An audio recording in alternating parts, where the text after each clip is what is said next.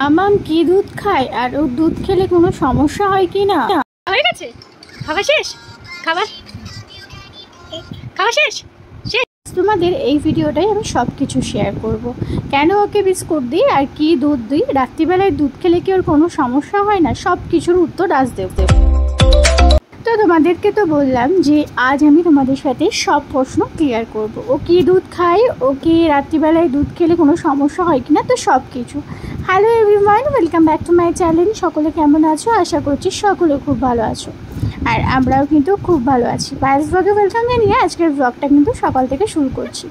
আর আজকের ব্লগে তোমরা সব কিছুই জানতে পারবে, স্কিপ না করে পুরো ব্লগটা তোমরা দেখতে থাকো। আর ভালো লাগলে লাইক কমেন্ট শেয়ার করো। বুঝতেই পারছিলাম না চাদরটা ছোট কিনা বড়, কোন দিকে কীভাবে বাঁধবো কিছুতেই কিছু বুঝে উঠতে পারছিলাম না। আর হ্যাঁ, আগেই বলে দিই যে আজকে কিন্তু আমি এই ভিডিওটা শ্যুট করেছিলাম, তার কারণ শুধুমাত্র তোমাদের সাথে কিছু কথা আলোচনা করার আছে মামামের ব্যাপারে। কেন ওকে বিস্কুট খাওয়াই, বিস্কুটে কী উপকার আছে সবটা। ওকে যে বিস্কুটটা খাওয়াই সেটা হচ্ছে ব্রিটানিয়া থিন। সেটা কিন্তু খুবই একটা ভালো বিস্কুট। আমি জানি বিস্কুট হচ্ছে ময়দার বিস্কুট, সেটা কিন্তু খুব আমার আটার বিস্কুট। ময়দাটা খেলে সব থেকে বেশি প্রবলেম হয় আমাদের, তার জন্য ময়দাটা কিন্তু অ্যাভয়েড করতে বলে। হ্যাঁ, আটা কিন্তু কোনো ক্ষতি নেই, এমনকি আমরা কিন্তু অনেক সময় আটার লুচিটাই বেশি প্রেফার করি। তো যাই হোক, আমি কিন্তু করি না, আমি কিন্তু ময়দার লুচি খেতে ভালোবাসি। তো যাই হোক, আমি আমার কথা কিন্তু ছেড়ে দিলাম। মামামকে নিয়ে প্রচুর কনসার্ট, তাই কিন্তু ওকে নিয়ে বেশি ভাবি, তাই ওকে ব্রিটানিয়া থিন নট আমি অন্য কোনো বিস্কুট ওকে দিইনি। আর এটা আমি ডাক্তারের সাথে আলোচনা করেই কিন্তু এই বিস্কুটটা ওকে আমি দিয়েছি। তো আগেই বলে দিই আরও একটা কথা, সেটা হচ্ছে মামামকে কী দুধ খাওয়াই। হ্যাঁ, ডেক্সোল্যাকটা আমি ওকে সাথে দিই, ওটা অপশানাল রেখেছি। তো এই দেখো, এটা হচ্ছে আমার আরও একবার রুম, তোমাদের সাথে শেয়ার করলাম। অনেকেই আমার রুমটা দেখতে চেয়েছিলে, আর অনেকেই বলেছিলে দিদিভাই ঘরের কালারটা চেঞ্জ করো। হ্যাঁ, নিশ্চয়ই কালারটা চেঞ্জ করতে হবে। ভগবান দিন দিলে সব কিছুই চেঞ্জ হবে, কেন হবে না? ভগবানের ওপরে তো আমি নেই বলো তো, উনি যবে যেটা ঠিক করে রেখেছে সেটাই হবে, তাই তো বলো? সবটাই কিন্তু ওনার হাতে, সব ভালো মন্দ সব কিছু কিন্তু ওনার হাতে। সব কিছু বুঝে শুনেই আমাদেরকে পাঠিয়েছে, আর অ্যাডজাস্ট করাটা হচ্ছে সেটা আমাদের ব্যাপার। সময় বেশি মানিয়ে নেওয়াটা এটাও কিন্তু ভীষণ বড় ব্যাপার একটা। তো যাই হোক, এইগুলো ছিল কিন্তু মামামের পয়লা বৈশাখের জামা প্যান্ট, সব দিদুনরা দিয়েছে। 2-3টে দিদুন পয়সা দিয়ে দিয়েছিল, আর আমার মাও ওকে পয়সা দিয়ে দিয়েছিল, তাই কিন্তু ওগুলো দিয়ে আমি ওকে দুধ কিনে নিয়ে এসেছি। সত্যি কথা বলতে আজ জামা প্যান্ট কিনলে কাল কিন্তু ওর ছোটো হয়ে যাচ্ছে, তাই ভাবলাম যেটা ওর খুব প্রয়োজন সেটাই কেনা ভালো।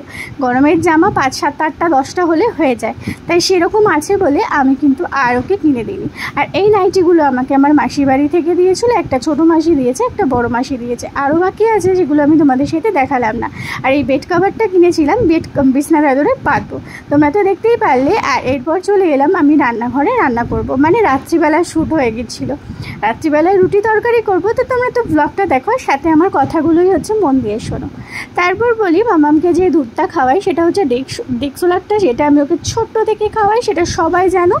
আর এটা কিন্তু অপশানাল এখন রেখে দিয়েছি, খুব রেয়ার যখন গরুর দুধ থাকে না বা কোথাও যাচ্ছি তখন নিতে পারি না, তাই ওটা অপশানাল আমি রেখে দিয়েছি। অ্যাকচুয়াল ওকে আমি দিই গরুর দুধ, আর এটা কিন্তু ডাক্তারেই বলেছিল যে চাইলে তোমরা এবার গরুর দুধটা দিতে পারো, তাই ওকে কিন্তু আমরা গরুর দুধটাই রাত্রিবেলায় রুটির সাথে কী দিয়ে রুটি খাওয়াবো, ও তো তরকারি দিয়ে রুটি খেতে পারে না, তাই ওকে কিন্তু আমি গরুর দুধটা দিয়ে ভিজিয়ে দুধ দিয়ে রুটিটা ওকে দিই।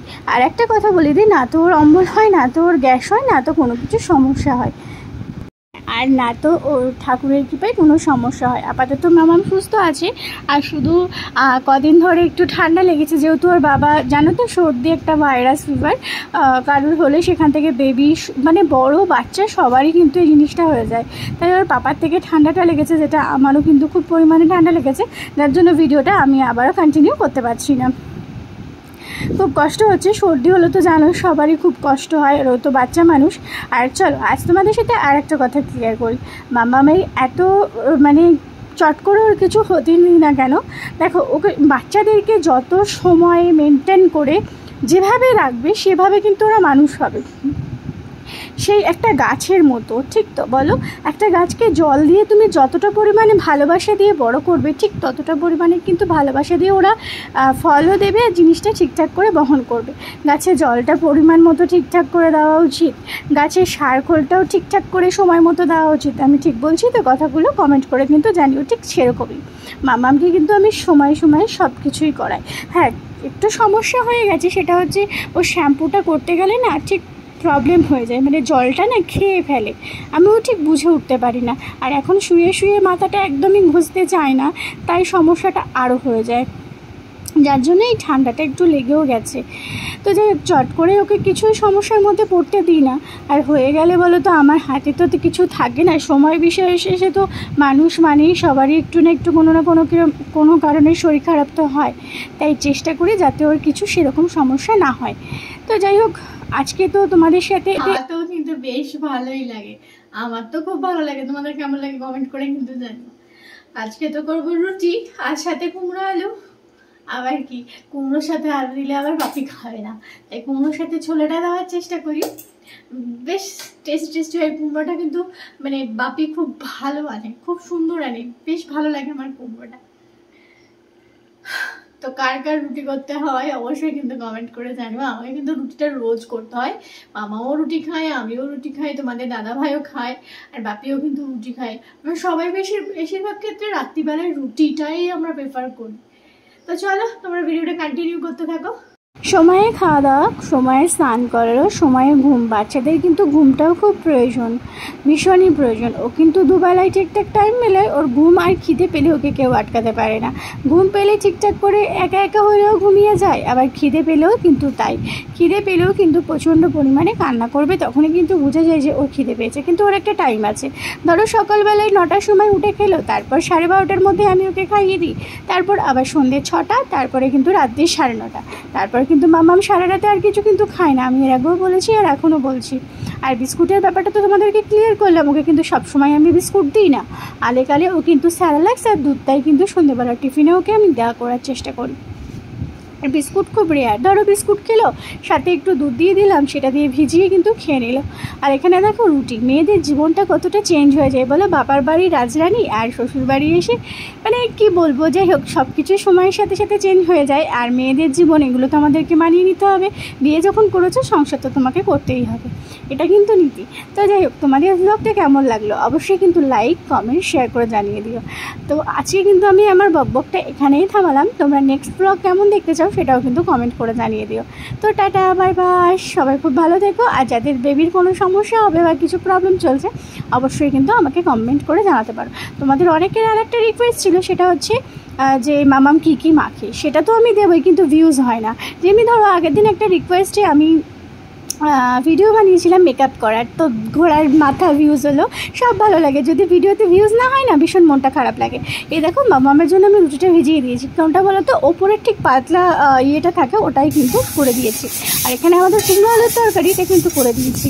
বাস কুমড়ো আলুর রুটি খেতে কিন্তু আমার খুব ভালো লাগে। এবার মামামকে যেহেতু 9:30 বাজে, তাই কিন্তু ওকে খাওয়াবো বলে রুটিটা আমি চটচট করে চটকে নিচ্ছি ভালো করে, তাহলে ওরা এখন কিন্তু এখন আর পেস্ট করে খায় না, এইভাবেই গোটা গোটা খায়, কোনো অসুবিধা হয় না। আর যাদের বেবির খুব সমস্যা, হেলদি হতে চাইছে না, আমি তোমাদেরকে বলবো সময় মতো খাওয়াও, সময় মতো সব কিছু মেনটেন করো। আর বাদাম গুঁড়োটা কিন্তু অবশ্যই দিনে 2বার করে দিতে পারো, আর এই গরমে বেশি দেওয়ার দরকার নেই, ঠিক 1 চামচ করে দিলেই হবে, কিন্তু একবার হোক, একবার করে দেওয়াটাই মনে হয় আমার ভালো। খুব গরম পড়েছে তো বাচ্চাদের, তাই আমি তোমাদেরকে এটাই বলবো, খুব মেনটেন করে রাখো, দেখবে সব কিছুই ঠিকঠাক হয়ে যাবে। খাওয়ানোটা হচ্ছে ধৈর্য ধরে খাওয়াবে, ধৈর্য ধরে সব কিছু করলে দেখবে বাচ্চারা সব কিছুই করে, কোনো কিছু অসম্ভব কিন্তু হয় না। আমার মামামু কিন্তু কিছুদিন ধরে খেতে চেয়েছিল, ওই যে ধৈর্য, অনেকটা ধৈর্য নিয়ে ওকে আমাকে খাওয়াতে হয়। ধরো সকাল 9:30টায় খাওয়াতে, দুপুর রাত্রি 9:30টায় খাওয়াতে বসলাম, সেটা 10:30 হয়ে যায়, আবার কোনো দিন 10টাও হয়ে যায়। সে যাই হোক, তোমাদের আজকের ব্লগটা কেমন লাগলো সেটা কিন্তু কমেন্ট করে জানিও, নেক্সট ব্লগ কেমন দেখতে চাও সেটা কিন্তু কমেন্ট করে জানিও। আর হ্যাঁ, ভিউজ কিন্তু দিতেই হবে, ভিউজ না দিলে কিন্তু মনটা খুব খারাপ থাকে, মনে হয় না পরের দিন আর কোনো ভিডিও করি, ভীষণ কষ্ট লাগে যখন ভিডিওতে দেখি ভিউজ হয় না। তাই তোমরা কমেন্ট করে জানিও কেমন ভিডিও দেখতে চাও, সেরকমই দেখাবো। আর এরকম কমেন্ট যেন অনেক আসে, যাতে উৎসাহটা আমি বেশি পাই, আর তাতে সেই উপরে ভিত্তি করে যেন ভিডিও করতে পারি। তো টাটা, বাই বাই।